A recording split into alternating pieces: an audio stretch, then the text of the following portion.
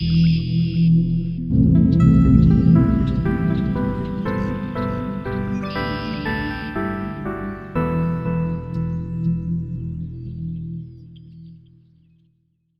listening to the Birds on Power Lines podcast. In this installment, we're talking about one of our favorite shows, Somebody Feed Phil. We've watched every episode of each season at least once. So yes, there are some episodes that we've enjoyed so much that we actually watched it multiple times. Therefore, when the new season came out, it was logical for us to think, well, do a podcast about it. So this podcast is our highlights from each episode of the current season, which is season 7. If you aren't familiar with the show, but you like food, learning about people and cultures and places, and just generally like the feeling of a smile on your face, we highly recommend this show. So listen in and find out what we thought about season 7. Well, we were both really excited when we saw that there was a new season of Somebody Feed Phil on our Netflix. So we went right for it. And the first episode, Mumbai. I think there's 2 highlights for me in this episode. And I mean, there's a lot that I loved about, I love this show, but the 2 highlights, the first one I would mention is Muhammad Ali Road. And I know one of the chefs said to Phil that he's glad that he went there because a lot of tourists are afraid to go there. And I know why that is. And I wouldn't say that tourists are afraid. I think they're intimidated because once you see pictures or video of, and you'll see it in Feed Phil, right? You know, the chaos and the mayhem that goes on there can be a little daunting. And but I'm so glad he went there and that he showed what it's like because it reminds me so much of our trip to India. And not that we were in Mumbai. We didn't make it to Mumbai. I mean, I should say we were in Mumbai, but we didn't go out of the airport. So we slept in the airport overnight. So we didn't go out to Mumbai in the city. But it's a lot like other parts of India that we were in, for example, in Delhi, because the streets are confusing and chaotic to someone who's used to organization and certain rules that are, you know, generally adhered to on the street. That does not happen there.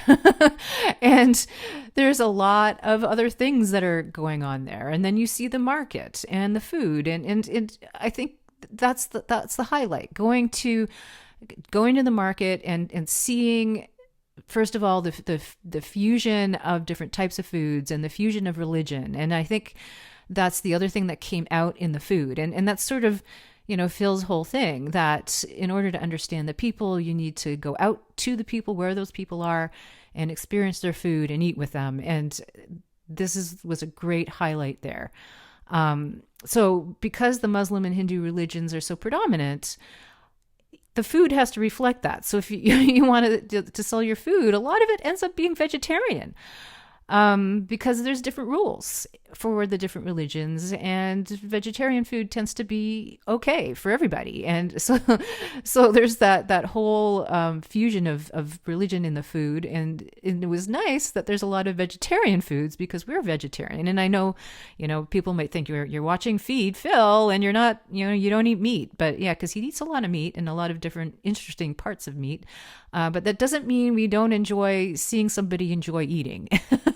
So, which we do. And I think the whole cultural thing about seeing the food and understanding the culture through the food is something that we enjoy about the show. And it really came out in this episode. And the other thing with that, I guess, would be also hand eating, the art of hand eating. And I know this didn't happen on Muhammad Ali Road, but it just reminded me about the fact that other cultures eat with their hands, and with Phil, it's not just eating like a sandwich or a chicken or something like that. He had to pick up soft food with his hand, and this also reminded me again about being in India. And what he didn't say is that there's also an etiquette to that in terms of which hand you use. And you know, if you're left-handed, you got a problem. And I experienced that. Not that I'm totally left-handed, but I do use my left hand for certain things. And so that's a thing. So that all came back to me watching this episode, which was, really what I enjoyed. So that fusion of religion and the different ways of eating, and the fact that we've got lots of vegetarian foods, and then on Muhammad Ali Road, just the onslaught of beautiful, wonderful nonsense that goes on. And so that really was a highlight for me.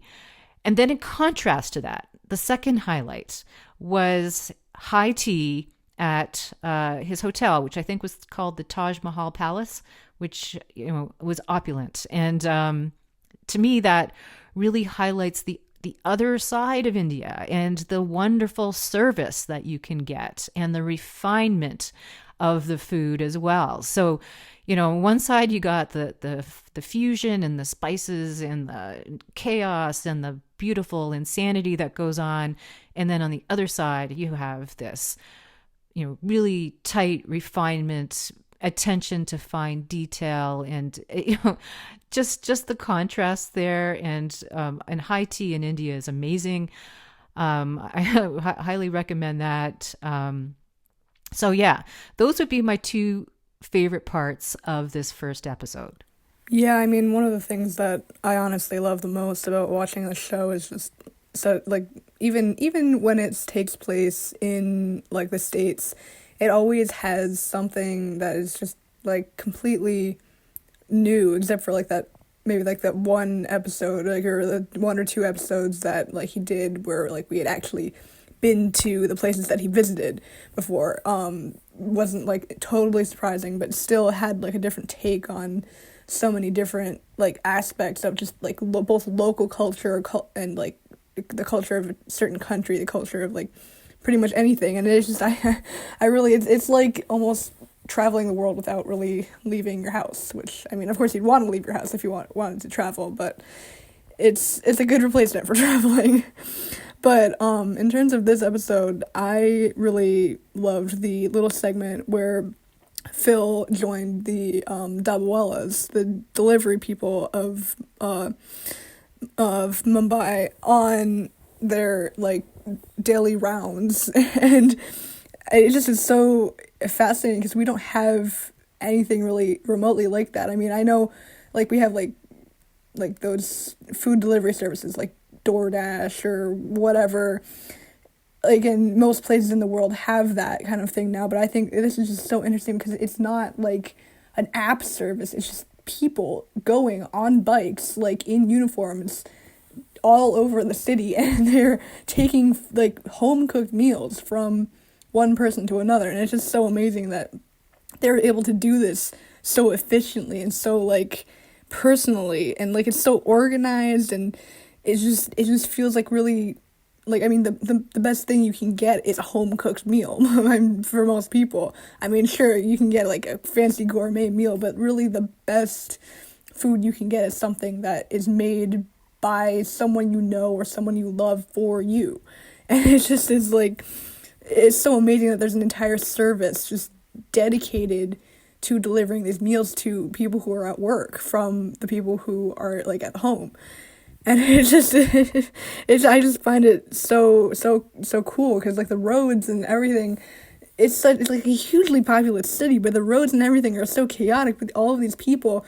Like if you see one of these dabawalas in their uniform, like oh hey, this person is going to deliver food, and like you just know that, and it's just so cool that they're able to do this and do it so well and have it's literally part of like the city's, like it's part of what makes the city run. It's how like thousands of people get food like get their lunches every day, and it's just really cool. I found that very, very cool. So yeah, I totally agree, and I think that they really represent what I was saying about the differences in India, right? So they're out on the street and it's absolutely chaotic, but they're wearing these prim and proper white outfits and they look, completely professional, which they are, and they're delivering a service. And that goes again to what I was saying about the level of service that you can get in India. And it's just that dichotomy about that level of service out on the street. and then being so organized, and their organization is just by word of mouth and writing things on paper. And this just goes back to how we experienced, your dad and I experienced India, and the being on the train there, and on it has this reputation of appearing chaotic, but it really isn't. And we had organized our all of our train travel at one stop, and everything was done for 3 weeks.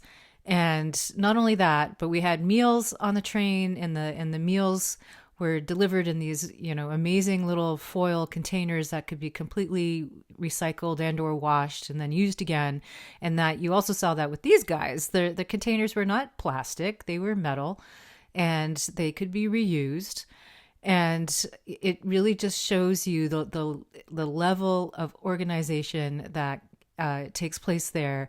And again, it just really that like you're saying, it's just, for someone from here and our perspective on what we think India is, this really shows you that a lot of our preconceived notions are not correct, right? And I think that was one of the reasons that probably Phil wanted to include these guys in the episode. And the other thing, in terms of what you were saying before about experiencing things and then, by watching the show, I think that the episode he did in Hawaii, that was the one. I'm pretty sure that there was an episode, and then he did that the shaved ice place, right? And we went there when we went to Hawaii because we saw it on Feed Phil. So that's the other cool thing, is that if we end up going and visiting those places, then those locations, then we have other places where we'd like to go. So even even things that we've seen, but then planning out future excursions, right? So let's then talking about local places, so where we've been, or the next episode, so getting into episode 2, Washington. And I think one of the first things that I was surprised by watching that episode is that I didn't see anything about Ethiopian food. So I was surprised by that, because I had gone to Washington quite often, when I was younger, maybe about, I guess, 20 years ago.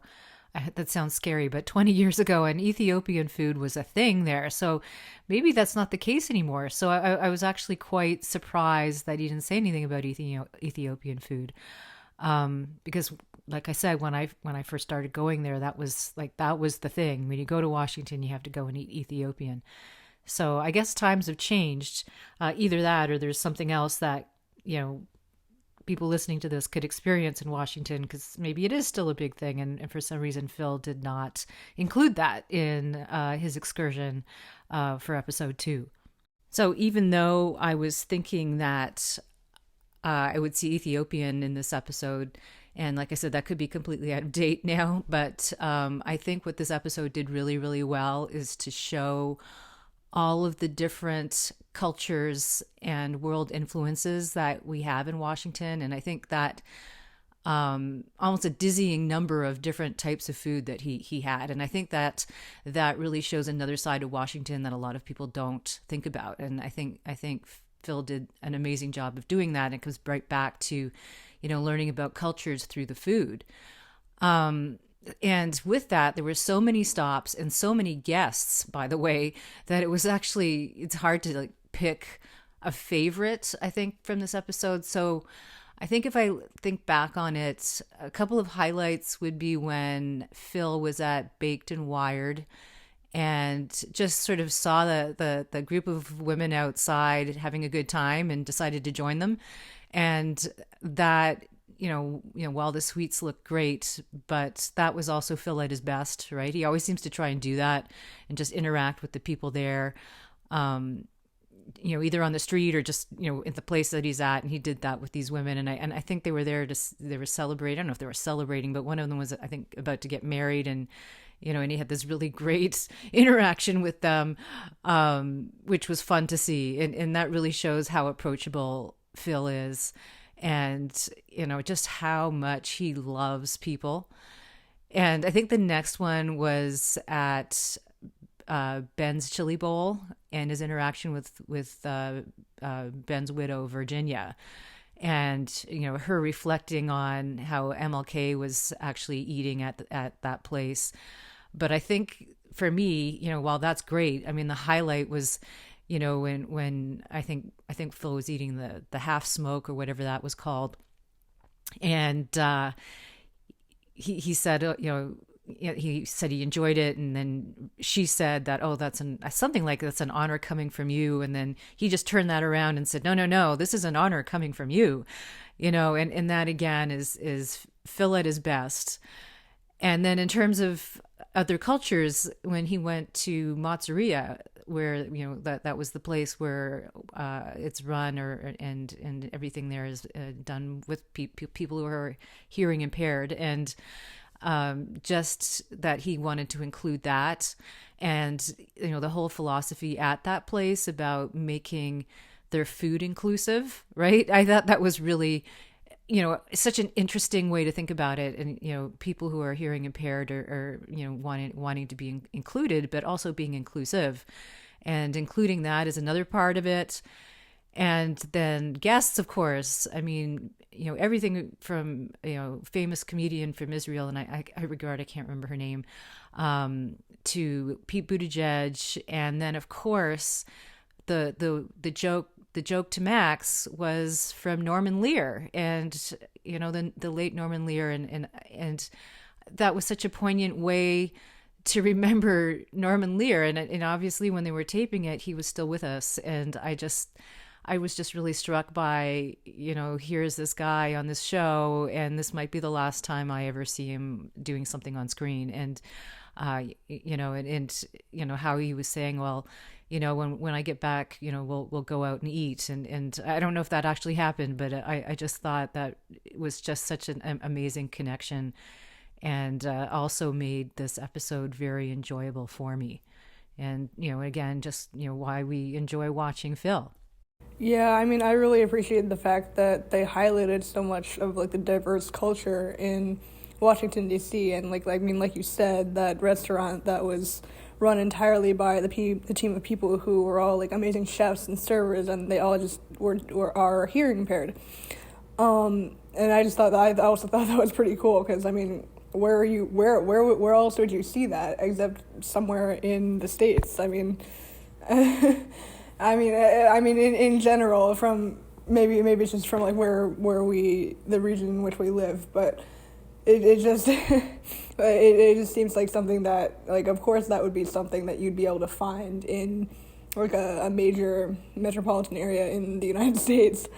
But also I really liked that one moment where Phil stopped at that organization No Kid Hungry and just like shared some apples with the children there, and I just thought that was just really amazing, because like he didn't have to do that. He doesn't have to do any kind of philanthropy. He's like a famous celebrity guy who goes around and eats food and stuff, but in a lot of his episodes he always makes sure to stop at some kind of organization that helps children like learn and discover their potential and gives children resources to become like the future. And I just think that's really so amazing that he always does this. He does this almost everywhere, and it never is any kind of like special fancy meal that he shares with them. It's always something simple like ice cream, or in this case apples, things like that. And I think it's just really very sweet that he does that.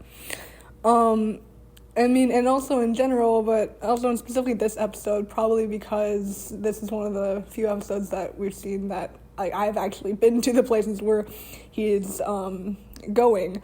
I really liked the generally the shots of all of the locales that Phil visits, and all the different monuments, all the different restaurants, everything.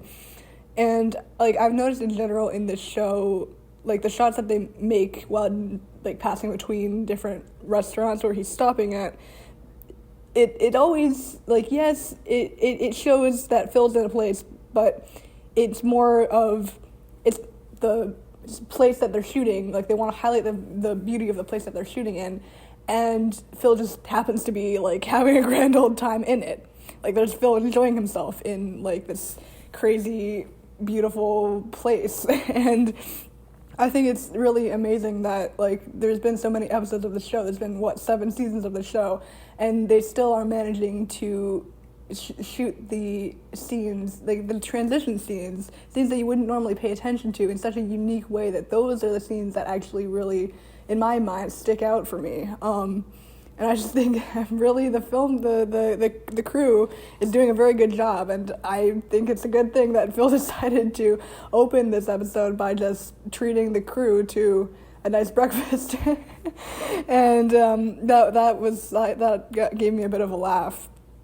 And another thing that also made me laugh a bit was the man who made pastrami's at, I don't remember the name of the deli that he went to, but the pastrami guy who was making pastrami sandwiches. I mean, neither of us eat meat, but I mean, it just was obvious that like both him, like his general mannerisms, and both him and like every other person who's highlighted in all of these episodes, they love what they're doing. They love food, they love feeding people, and that's what the show is about. Phil likes to go find people who love what they're doing and share some love with the audience at home. And really, I think that's just such a nice and thoughtful thing for someone to do. And especially, yes, he does go to really like fancy places, but he also does go to just like small like delis or like sandwich shops, soup shops, fast food shop places, burger places. He just goes to anywhere that there is love for food that is evident, and I think that's just a really nice thing to base a show around.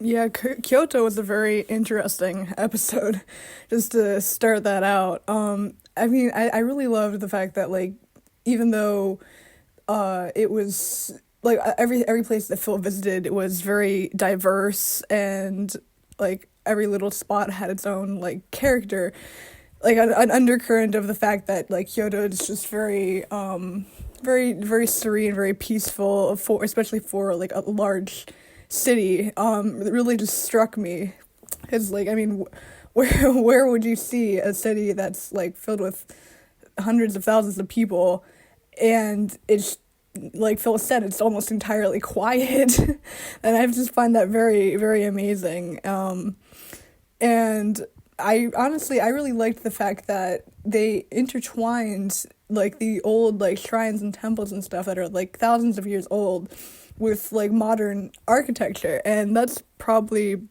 why one of my favorite parts of the episode was when Phil met with Samurai Joe for some coffee. And he's like the oldest licensed tour guide in Japan, and he's like in his 90s and still guiding tours, and like young and spry and full of just life and energy.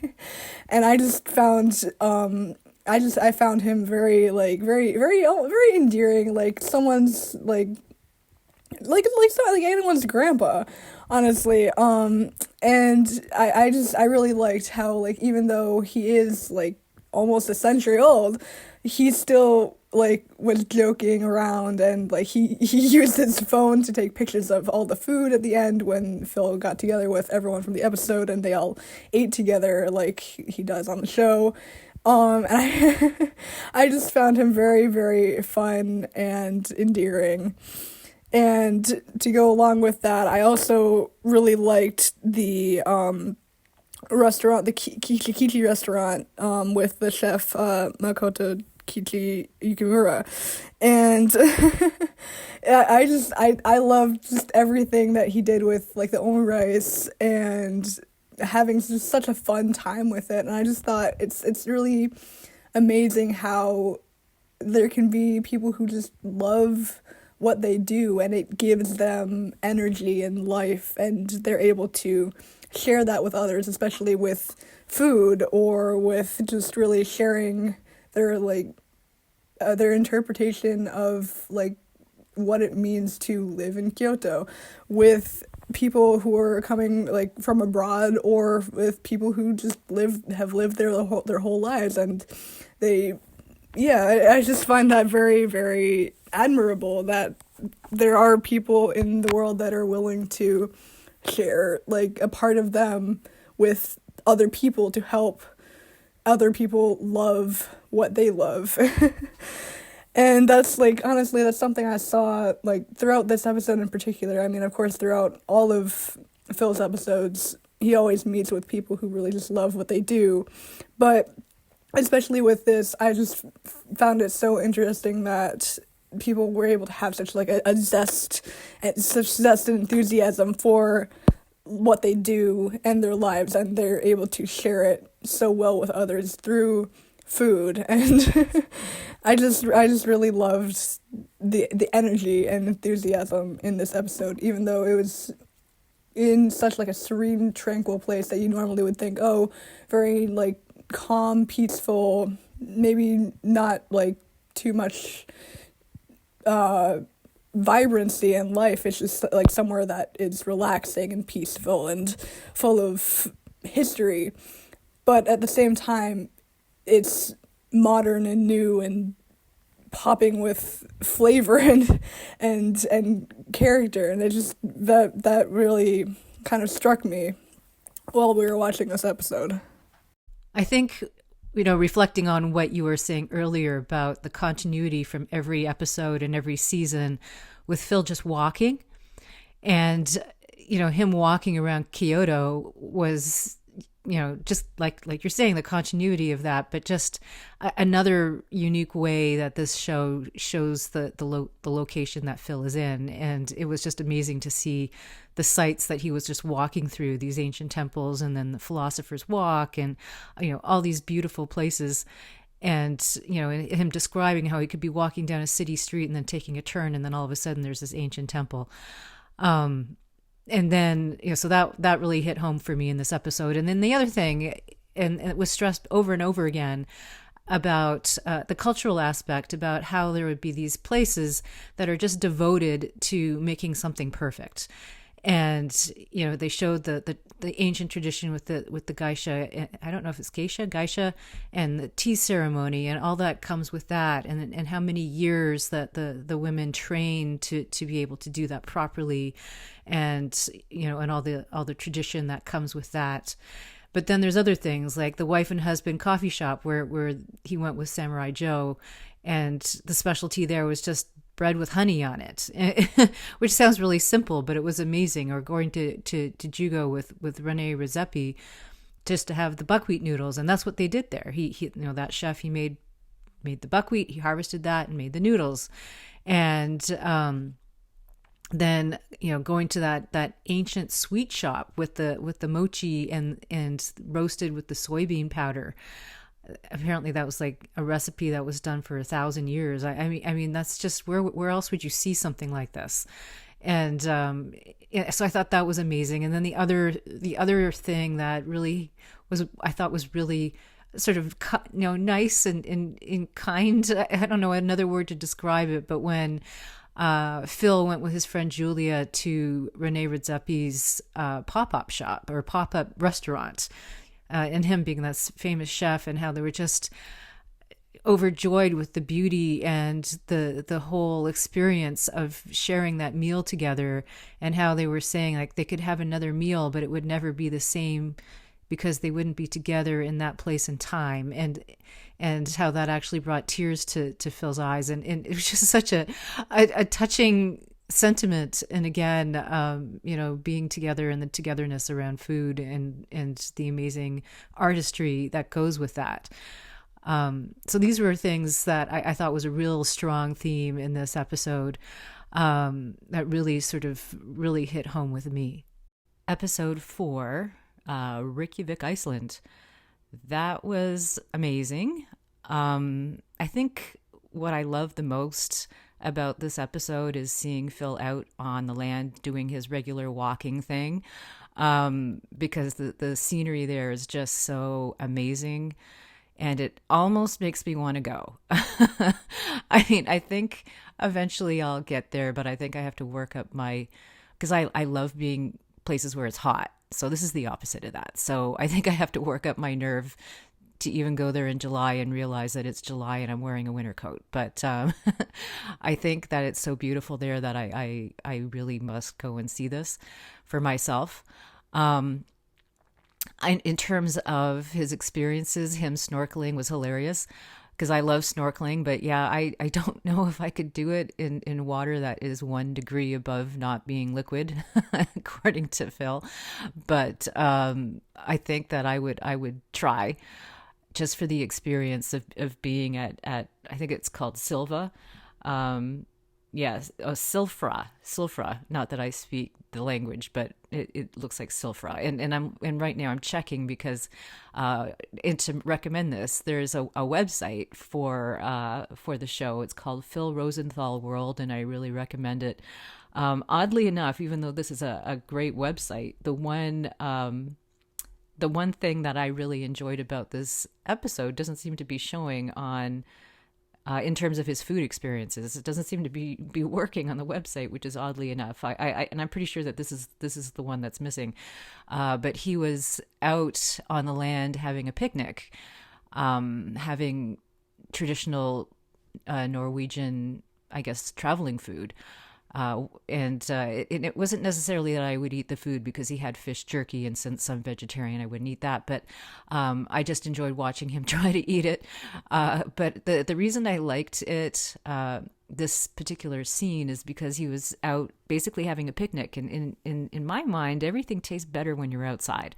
So I could just imagine being out in this beautiful scenery, and he's basically sitting in front of I guess a cave out in this beautiful landscape and eating. And I think that's the part of it that really struck me as yeah, I want to do that.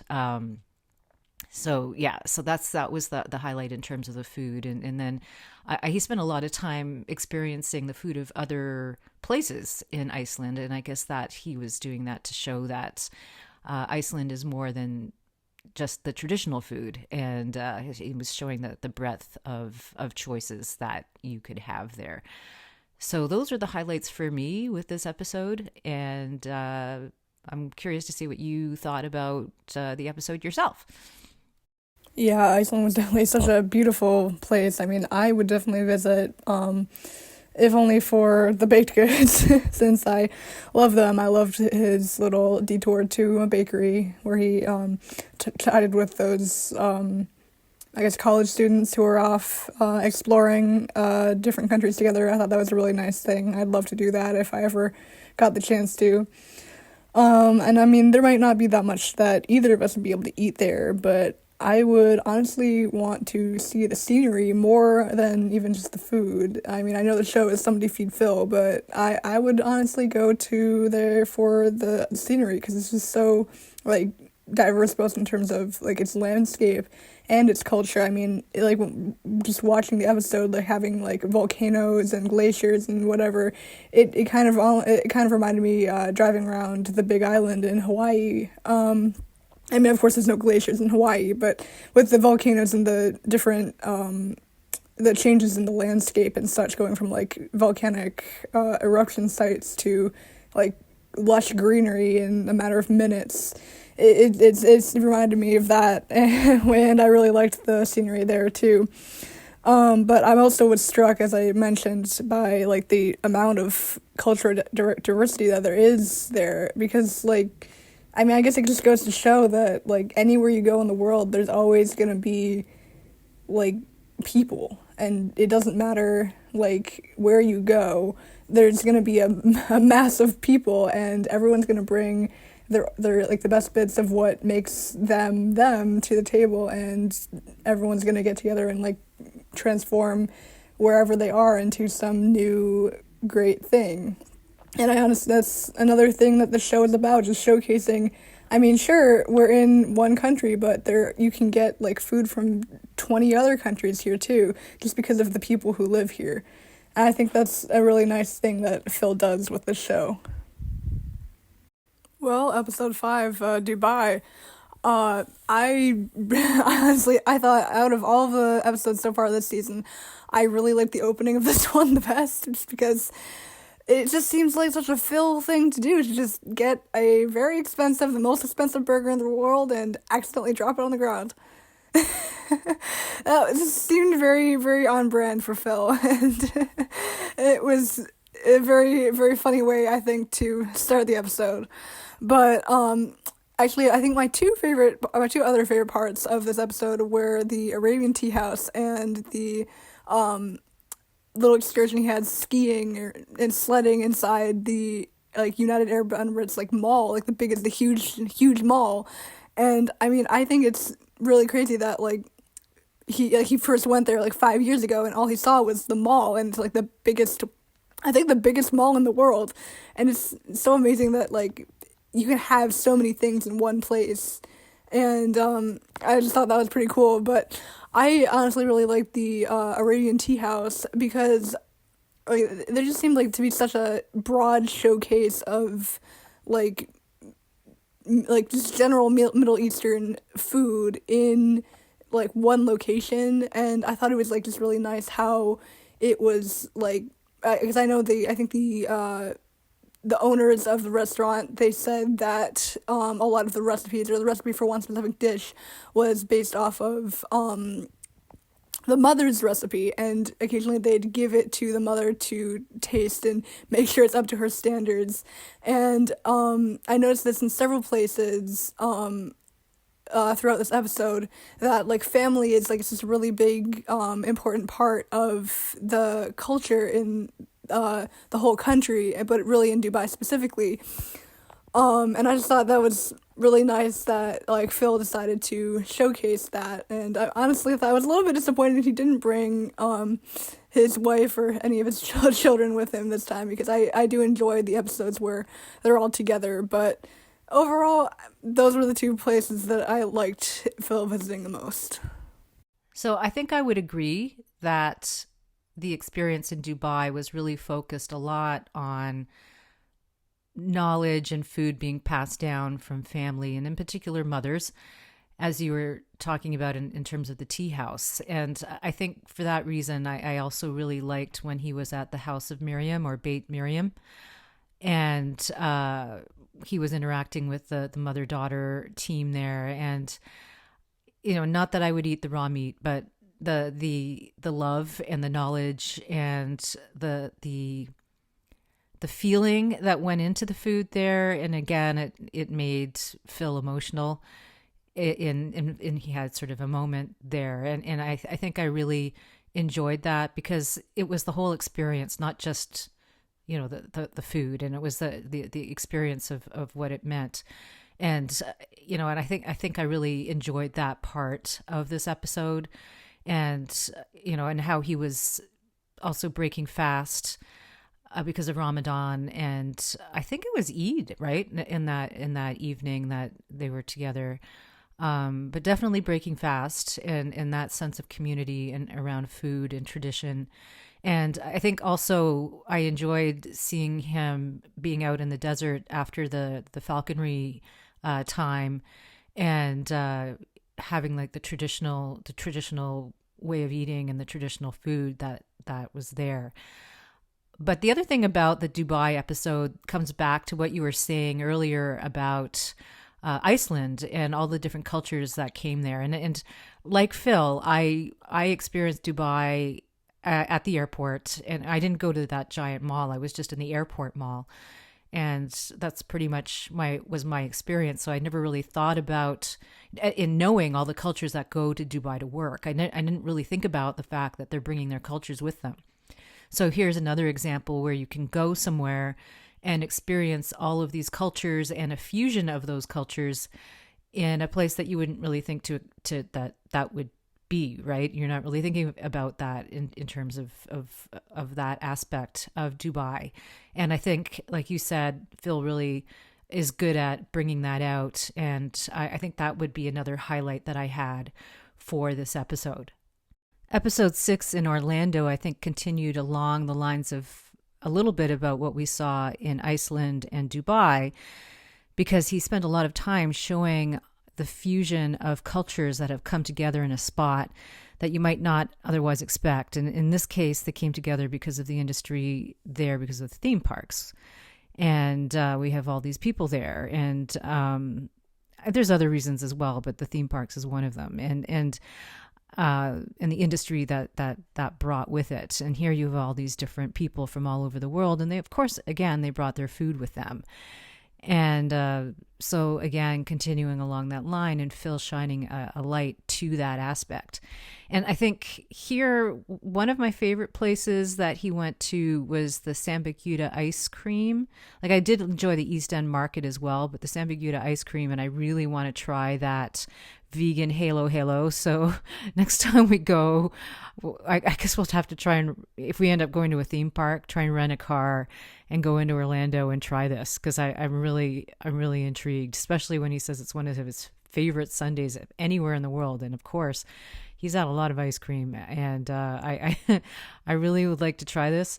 And then I think the other thing was that I really enjoyed was him going to 7 Bites and meeting with Brandon Wolf, and then using his platform to show Brandon's activism for LGBTQ issues, especially in Florida, and the safe space that 7 Bites is. I don't think I'd be able to finish a meal at 7 Bites. I'd have to share it with you, but yeah, I think those were my 2 highlights. Thinking about that, I mean, of course, the Kennedy Space Center, I've always wanted to go there. I've never been there. But yeah, those would be like things that I really enjoyed about this episode. Curiously, though, one deviation in this episode that he didn't do was walk. We didn't see a lot of Phil walking around and exploring in that way, but he did go to the Everglades, so I guess that would be okay. But I did miss that aspect of the usual episodes of Somebody Feed Phil, with him just walking around and wandering. But yeah, the Everglades was pretty funny, and I don't know if I'd want to do that, but that was another experience that he shared with us. Yeah, like you said, I mean, I thought it was really interesting how, like, I mean, typically when one thinks of Orlando, you really just think of the theme parks, but really there are so many people, like, other people just, like, living there, and they've all been brought there, like, or their families moved there eventually, like, years ago because of, like, a lot of the entertainment industry. And I guess it definitely Phil showed that it is important to remember that there are other things in Orlando besides just the parks. And I mean, that was part of one of my favorite parts of the episode was when Phil went to the school that taught young people how to be entrepreneurs, the Black Bee Honey. And I thought that was really, really interesting because, like, I mean, you would think that living in a place like Orlando where, like, thousands, millions of people go every year for tourism, it's a food desert, really. But I just thought that was really interesting, and I thought it was great that Phil decided to kind of, like, shed light on the fact that, like, yes, there are, of course, the theme parks, but there are also people living there that might not be, like, living in, like, such a affluent environment as the theme parks. And I honestly thought it was actually quite surprising that it is a food desert, like, around Orlando. And as I said, it was nice that Phil decided to include that. But I mean, I would also love, like you said, to go to the place where he had the sundaes, because I love ice cream, and especially this, like, distinct twist on ice cream at Sambaguda. I mean, I especially would want to try the halo halo that Phil had, because vegan ice cream, that seems pretty cool. But yeah, I actually really like the fact that Phil just decided to show that, you know, Orlando isn't just theme parks, and that even living, like, in the States, I mean, when I think of Orlando, I think of the theme parks, but I think it was really great that he decided to show that there's much more to the town than just theme parks. So Taipei, that definitely is somewhere that I probably would definitely love to visit one day. Maybe we'll see if that ever happens, but I would definitely love to visit. But um, I I think my favorite part of the episode, just right off the bat, was Phil's meeting with his two comedian friends, um, or his two friends. One of them was a comedian at Din Tai Fung, the soup dumpling restaurant. And I mean, I love dumplings. They're like, I could eat them for every meal. Probably wouldn't be the greatest diet, but I really love them, and I would love to try the soup dumplings that are there. I mean, because it's such an interesting concept. I mean, something liquid inside a bun, and it like just works. And I mean, that's just really amazing to me. And especially I also the fact that like they have a specific number of folds on every single dumpling, and it's just so like just honed to perfection, and that's just really really really cool to me. And then I mean, I also liked the the confectionery place that Phil went to, because I mean, I'm a sucker for baked goods, and it's a pastry shop. Like they bring like French patisserie to Taipei, and like that's pretty cool. I mean, because you're fusing basically two different cultures into a delicious baked good, and yeah, that's I would love to try that. So I mean, Phil said himself that he'd definitely have to go back to experience all of the food there, and I mean, I wouldn't mind going there to experience some of the food myself. I agree. What's not to love about Taipei? Yeah, we should try and plan a trip and go there. And with that, I think it was nice to see Phil back to walking, because he wasn't just wandering around in the Dubai episode. So he was back to walking and eating. And again, it was just fun to see Phil in the surroundings, and just trying to experience things with him, and him interacting with the people.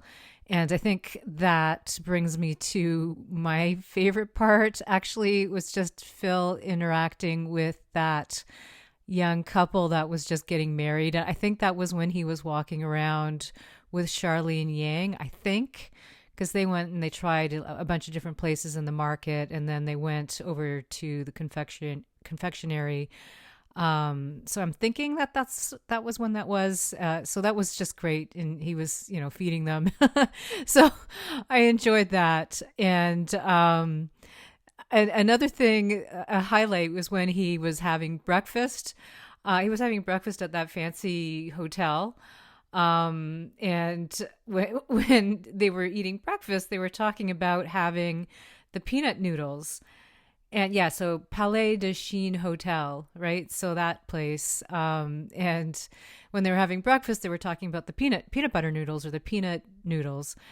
And then we went and we made our own peanut butter noodles, because they were talking about peanut butter noodles, growing up with that when they were young, and how that was similar to what they were having there with the peanut sesame noodles. So of course, yeah, we tried those last night, and yeah, they're good. So, Phil inspiring us to try something new at home, even if it might not be as fancy as what he had at that beautiful hotel, but just him thinking about what he had when he was young caused us to think about, well, we should try that. But yeah, so this episode, it was really hard to just pick a favorite place, because everything looks so amazing. And yeah, the dumplings, about how they were talking about the science about how something could be a liquid inside, and how they could do that. And that one comedian has a degree in a master's in neuroscience, so he's like trying to analyze it. So being all scientific, even though he's a really great comedian, so that just goes to show that it takes all kinds, right? So yeah, that was interesting. So to try that out, and just being in the market, and trying out all these different foods at the night market. And I would love to go to a night market. When we were in Kuala Lumpur, your dad and I, we went to markets, but that one looks really cool over there in Taipei. So That would definitely be something that I would want to experience. But, where do you start with the food? Because there's always so much food there. And it's usually, well, I guess there could be some that's healthy, just like that healthy sandwich or whatever he was having, but, or nutritious sandwich. I think that's what it was called. Or not really nutritious, but that's night market food. But yeah, I would like to go to the night market, but I think I would not eat much during the day before that, or maybe just have a big salad or something, because then I could just go and enjoy all the the market food. So yeah, this was a really fun episode, and I'm looking forward to seeing the last episode, which is Scotland. So yeah, because another place that I'm hoping to go sometime. So I'm looking forward to watching that episode with you too. So episode 8 is bittersweet because it's the last episode in the season, but I've also been looking forward to seeing this because I've always wanted to go to Scotland. And now I have even more reasons to go to Scotland because now I can see more of it and things that I want to see. Particularly, I really enjoyed when Phil was on Victoria Street. And aside from the interesting things to do and see on Victoria Street, I did not know that Diagon Alley from the Harry Potter books was based upon that. And you can really see why. So it's just another reason to be excited about going there. And then, of course, him taking a helicopter ride to Isle of Skye, which I also want to see. And, of course, tidbit of information, it's like it rains 90% of the time there. So mental note, take rain gear and then enjoy. In terms of the places that he went to eat, I really enjoyed when he was at Mary's Milk Bar because it's ice cream, and who wouldn't? And he had that spaghetti sundae, so that was really interesting. So we've got to try that out. And I really enjoyed the first place he was at, so the donut shop, Tantrum Donuts. Because not that I eat a lot of donuts, but if I'm going to have them, it would be nice to have something special. And those looked really good.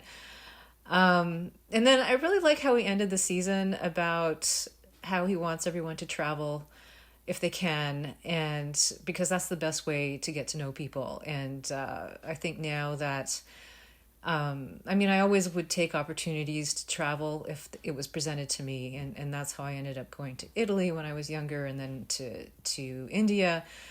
But now it's a little bit easier for me to travel, and I'm really glad. And he's absolutely right, because the best way to understand people is to travel and see what they're like and where they come from.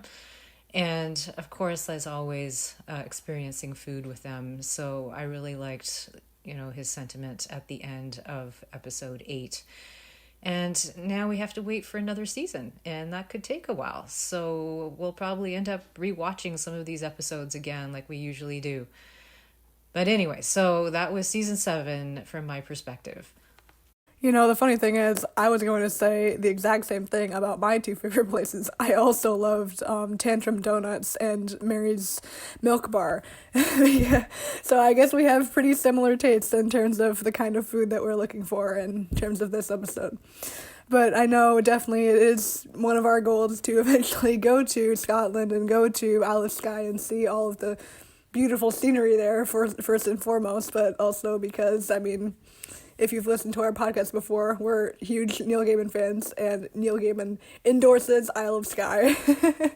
But of course, we also just want to go to Scotland and experience the culture there, the food there, and do as Phil does. But it's really, really funny that we both thought the exact same thing, because honestly, I noticed in Scotland a bit more than most other episodes, there wasn't very much that we can eat there because, as we've said before, we're both vegetarian, and, Scottish cuisine traditionally is not, including what Phil ate, but that's probably why we went along the same route of thinking. We both love ice cream, we both love sweet pastries and the like, and my thinking is pretty similar to yours about this whole season. And of course Scotland kept the whole idea of finding things that you might not necessarily expect to find in certain places going. And that's, yeah, this whole season and this whole show in general, Phil is just discovering new things and finding new connections between different cultures across the globe, and really just bringing out the fact that we're all people and we all just like to have good food at the end of the day. Well, I think this is a pretty good season. All seasons were good, but this is a nice season especially. I'm looking forward to the next one. We hope you enjoyed listening to our takeaways on Season 7 of Somebody Feed Phil as much as we enjoyed sharing them. If you had a chance to tune in to some or all of the episodes, or are a fan of the show, let us know what you're thinking. And as always, thank you for listening and being part of the Birds on Power Lines podcast.